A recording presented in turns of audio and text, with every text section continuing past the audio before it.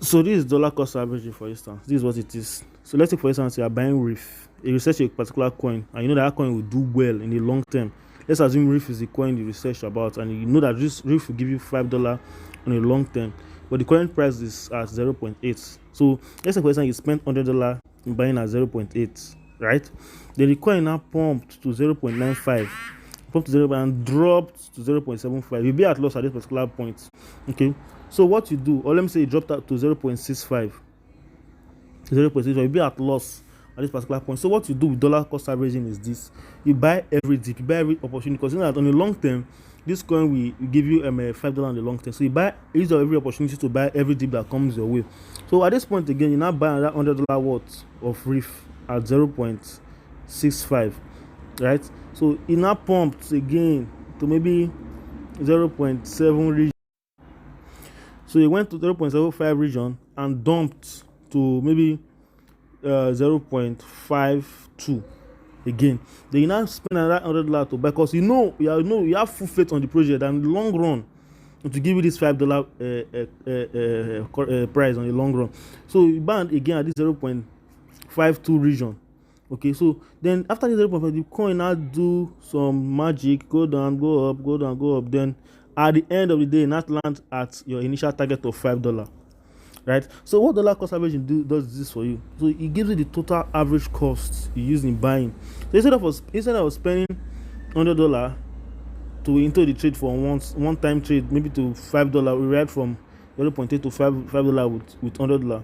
You take every opportunity at the dip, because you take every opportunity at the dip, you make profit from this point, you make profit from this point, at the same time make profit from this point. So this is what dollar cost averaging does for you is this. So to get the dollar cost averaging, so this is what dollar cost average does for you. So you get the total cost, the total average price at which you bought this coin at a different dip. So what you do is this: you know your total money you have spent now is $300 for the project, right? So what you do is this: you now say to get the average price, which is your D.C.A, will be 0.8 plus 0.65 plus 0.52 divided by the number of times you bought, which is 3. Right? Divide the number of times which you bought. So this will give you your average cost price, which is your D.C.A price. Okay, your average cost price will now be, let me use calculator and do some calculations. So 0.8 plus, let me show you the calculations. 0.8 plus 0.65 plus 0.52. So it give you 1.9. So you divide by the total number, which is 3. The total number, which is 3. So you say divide by 3. So your average cost price which you bought to be 0.65 or 0.66. So you bought at the average cost of 0.66, right? So this will be your D.C.A. So to now know your profit margin, because normal if you are right, let's know how many percent profit you make from this average cost you buy. So the only percent profit you make is this. So your percentage profit, I should call it PP, will be the new price. This is your target minus your old price, which is your D.C.A price. Okay, this is the average price you bought. This is your D.C.A price divided by your old price times 100. This will give you a percentage profit. Okay, this will give you a percentage profit. So your price will be a new price of $5, which is your target, minus 0.66 divided by 0.66 times 100. This will give you a total percentage profit you make in that trade. So let's do the calculation. You see 5 minus 0.66 divided by 0.66 times 100. So you make 657% profit. 657% profit, which is equals to 6.57. Is equals to 6.57. So you have spent total of $300, right? Stop $300. So $300 times 300 times 6.57, which is your percentage profit. Because it's okay. So 300 times 6.5.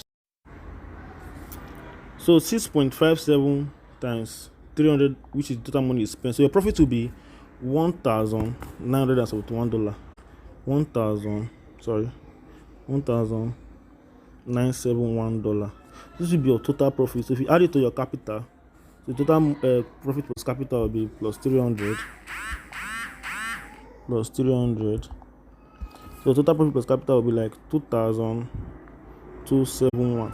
Okay, so this is the total money you make. You make this profit from this. So unlike when you use $100 at the initial stage, so let's say you use $100 for initial stage, you ride with $100 from 0.8 to 0.5. Okay, so let's see the difference in the 0.5 region now. For to $5 minus 0.5, let's assume it's only $100 invested from this point to this point, right? Let's say, okay, new price, which is 5 minus 0.8 divided by, so let's say, okay, times 0.8 times 100, right? Let's see how many percent profit is that.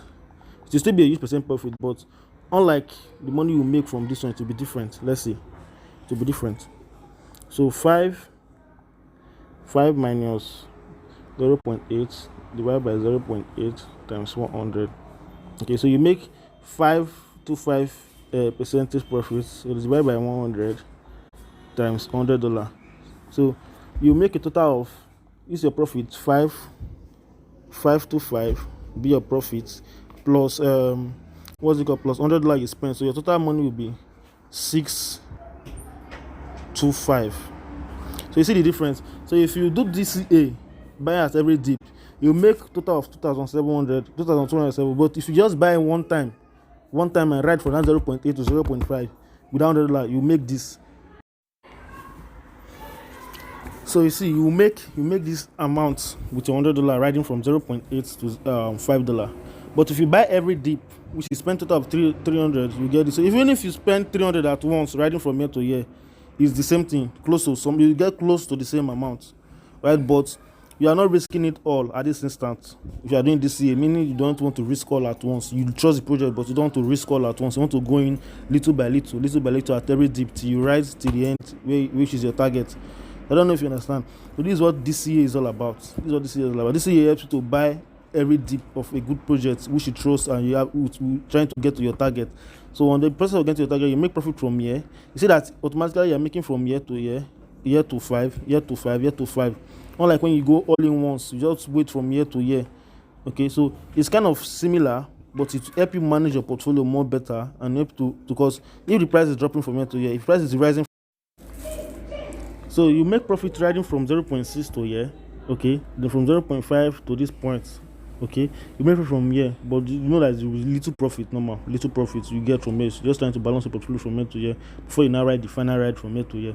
So doing this year will help you manage your portfolio. At the same time, you are gaining profit from every dip until you finally get to your initial target. So I don't know if you see. So if we say let's say the initial amount we made on this one, which is a 525% profit.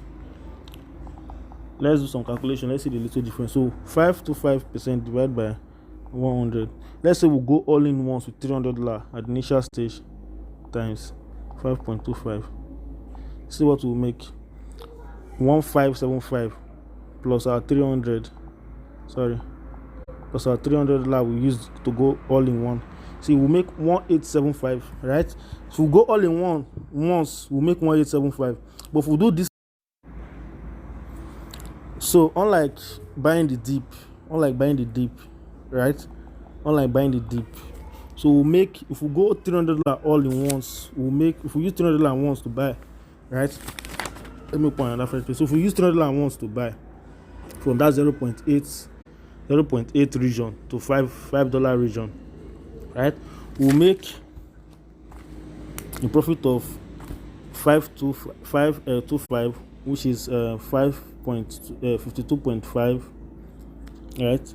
525 divided by 100, 5.25 rather, 5.25 times 300, okay, times 300, sorry. So we'll make 175 as profit, 1575 as profit. But if we use D.C.A to buy 100, we'll make 1. So you can see we'll make 1975 if we buy every dip, with that same amount of $300 I wanted to use to go in. So make 1971.